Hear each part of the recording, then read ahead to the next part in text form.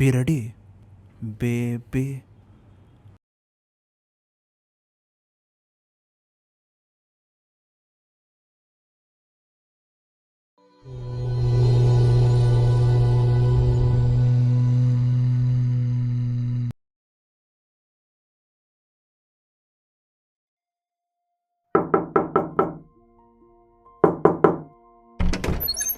Radha,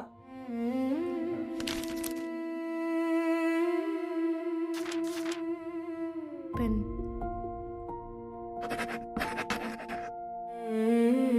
thank you.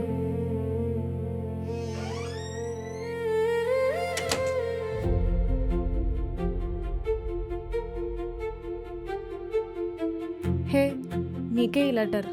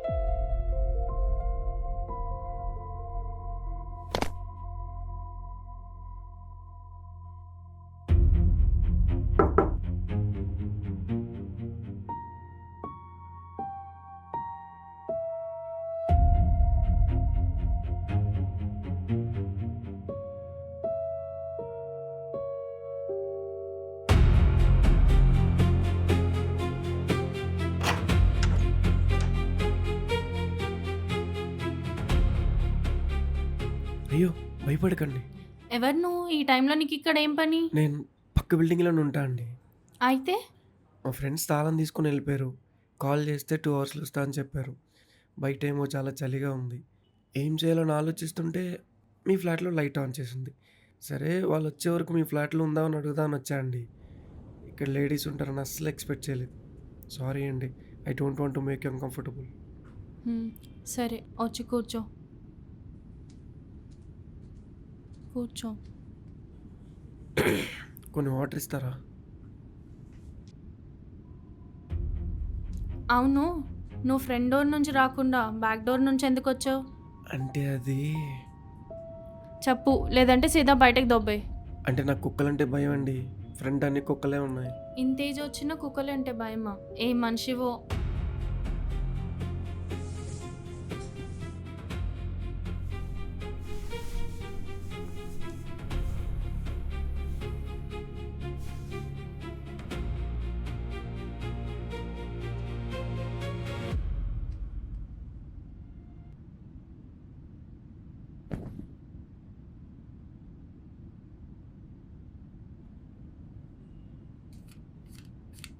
మీరేం చేస్తుంటారు?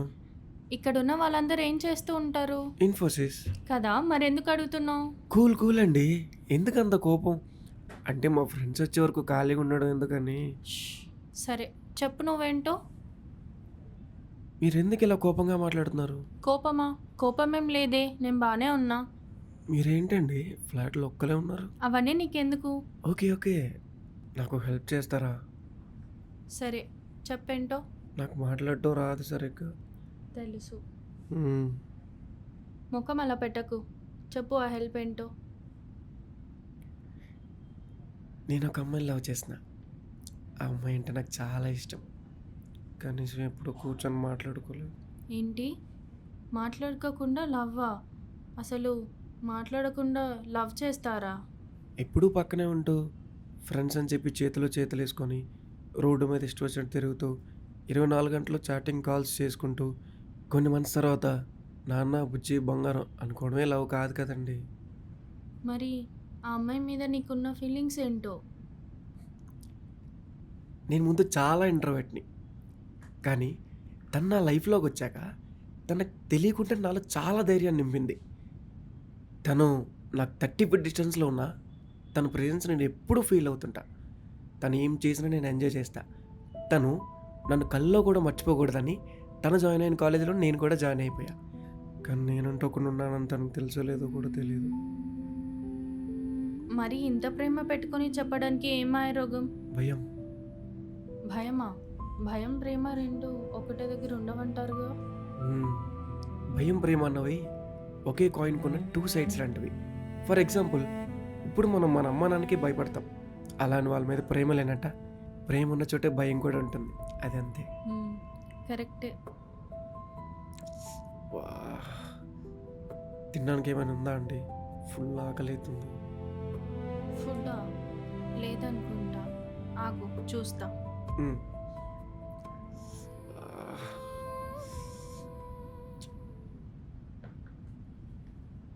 Maggi ఓకేనా?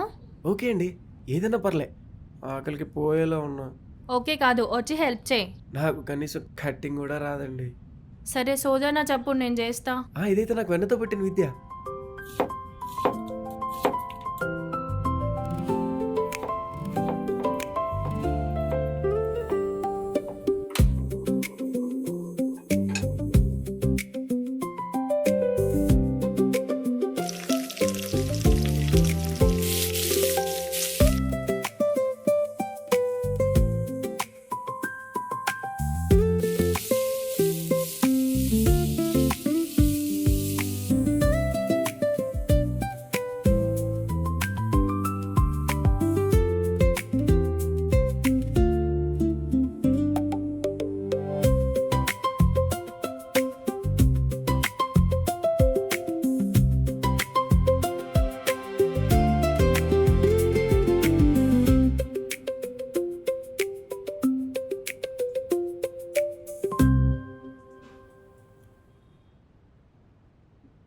నీకు ఒక విషయం తెలుసా? నేను 10థ్లో ఉన్నప్పుడు ఇంట్లో నాకు నచ్చని కర్రీ చేస్తే అది నేను తినకపోతే మా అమ్మ నా కోసం మా అన్న అక్క పడుకున్నాక లేచి మ్యాగీ చేసి నాకు తినిపించి పడుకోబెట్టేది. ఇప్పుడు నాకు అదే గుర్తొస్తుంది. నేను చూసి పెద్ద ఎదవ అనుకున్నా, కానీ ఇంత ఎమోషనల్ అని అనుకోలేదు. నేను మిమ్మల్ని ఒకటి అడగొచ్చా? అడుగు. మీరు ఎందుకు ఇలా బాధలో ఉండి మాట్లాడుతున్నారు? నేనేం బాధలో లేను. మీ మాటల్లోనే అర్థమవుతుందండి. అలా ఏం లేదు, నేను బాగానే ఉన్నా.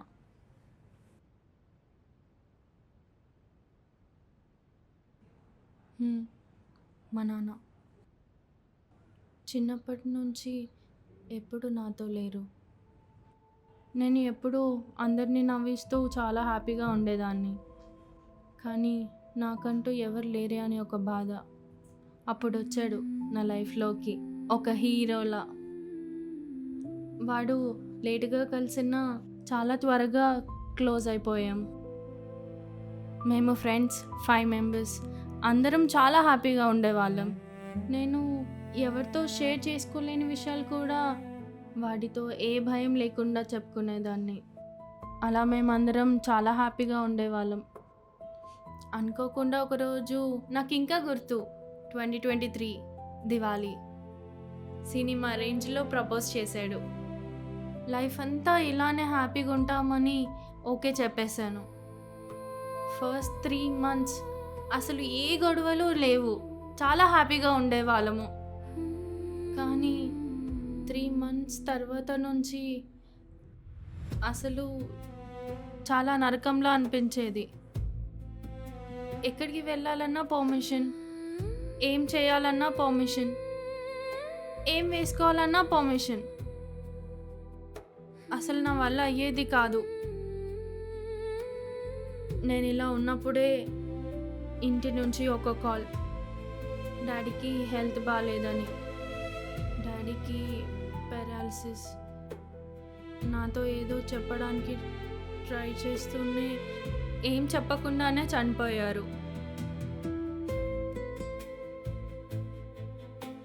నేను ఆ బాధలో నుంచి ఇంకా బయటకి రాకముందే నా ఫ్రెండ్స్ అందరినీ బెదిరించి నా నుంచి దూరం చేసేసాడు.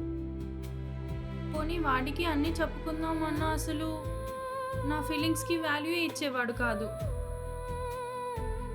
వాడు చేసిన పనులన్నీ తలుచుకుంటే ఇంకా భయం అవుతుంది, ఇంకా నా వెన్నులో వణుకు పుడుతుంటుంది. చూస్తూనే నా లైఫ్ అంతా నరకంలో అయిపోయింది. అందుకే వాడి నుంచి దూరం వచ్చేసా. ఎంత దూరం వచ్చినా ఇంకా ఆ నరకంలోనే ఉన్నా. ఇదే అండి మీ అమ్మాయిలతో వచ్చిన ప్రాబ్లం. అసలు మీరు మీ లైఫ్లో ఫిజికల్గా మెంటల్గా భరించే వాటితో కంపేర్ చేసి ఇది పెద్ద విషయమే కాదు. అసలు ఎందుకు భయపడాలండి వాడికి? ఇలాంటి వాళ్ళు మీరు ఎంతమందిని చూసుంటారు?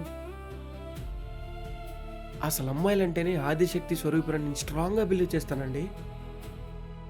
అసలు ఇన్ని ఫేస్ చేస్తారు, అయినా కూడా కంప్లైంట్ చేయకుండా అలా ఎలా మీ ఆడవారికి సాధ్యం అండి? అసలు మొక్కాలండి బాబు మీకు.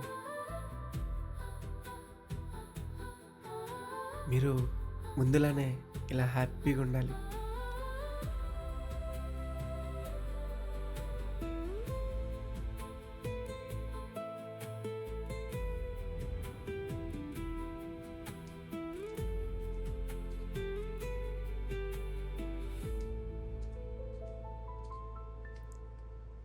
సరే, నాకు వెళ్ళే టైం అవుతుంది, నేను వెళ్తున్నా.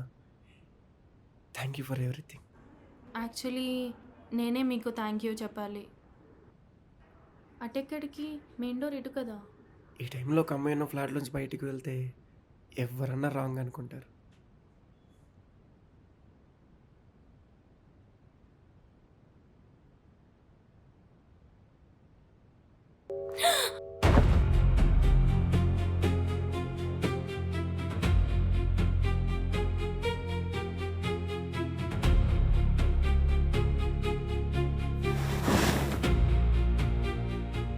మీకు ఈ డ్రెస్ చాలా బాగుంటుంది.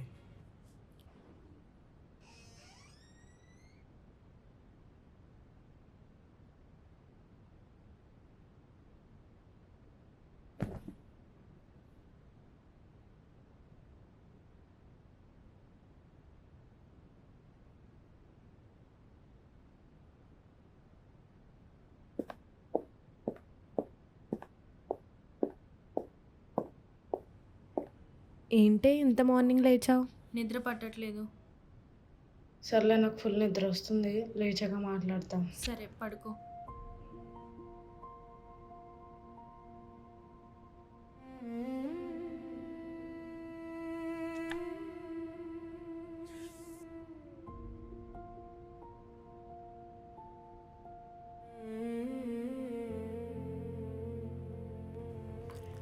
డియర్ రాధా, నా ఊపిరి నుంచి దూరంగా ఉన్న నీ కళ్ళల్లోకి రాస్తున్న ఈ లేఖ చాలా సంవత్సరాలుగా నా గుండెలో దాచి ఉంచిన మాటలు కాని మాటలు. నిన్ను మొదట చూసిన రోజు నుండి ఆకాశం నుండి పడిన ఒక చిన్న నక్షత్రంలా నా హృదయం కదిలిపోయింది. నీ నవ్వు ఒకటే చాలు, నా ప్రపంచం మొత్తం వెలుగులో మునిగిపోయేది. కానీ నేను దూరం నుంచి చూస్తూ నా ప్రేమను మాటలుగా మార్చలేక నా కళ్ళల్లోనే దాచుకున్నాను. ఎన్నో సంవత్సరాలు గడిచాయి, నీకు తెలియకుండానే నా రోజులు నీ పేరుతో మొదలయ్యాయి. నువ్వు ఎప్పుడైనా ఒక్కసారి వెనక్కి తిరిగి చూస్తే నా కళ్ళల్లో ఎన్నో జన్మల ప్రేమ దాగి ఉంటుందని తెలుస్తుంది. నీకు ఇబ్బంది కలిగించాలని లేదు, నా ప్రేమ నీకు భారం కావాలని లేదు. ఎప్పుడైనా గుర్తొచ్చినప్పుడు ఈ లేఖ చదువు. నా కళ్ళల్లో నీ కోసం ఎదురు చూస్తున్నా ఆ కన్నీళ్ళు గుర్తొస్తాయి. ఇట్లు క్రిష్.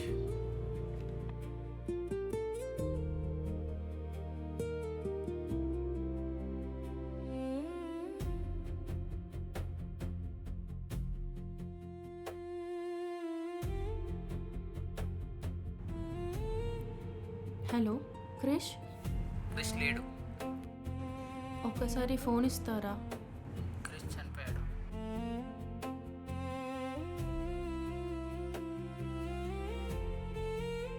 ఫోటో అయినా పంపిస్తారా?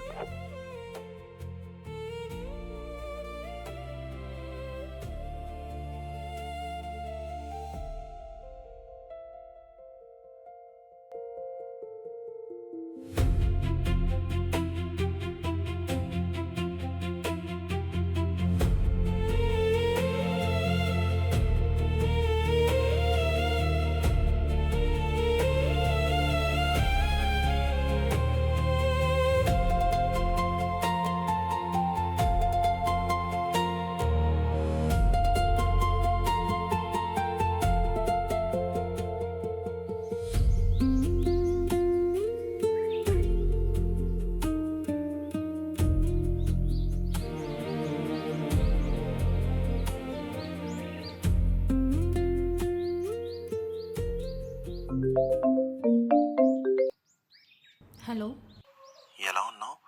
నేను బాగున్నా.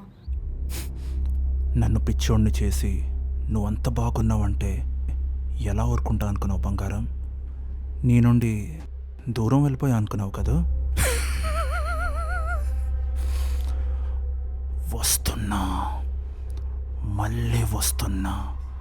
నీ నవ్వు నీ నుండి దూరం చేసి నిన్ను నరకానికి తీసుకుపోవడానికి వస్తున్నా. Be ready baby.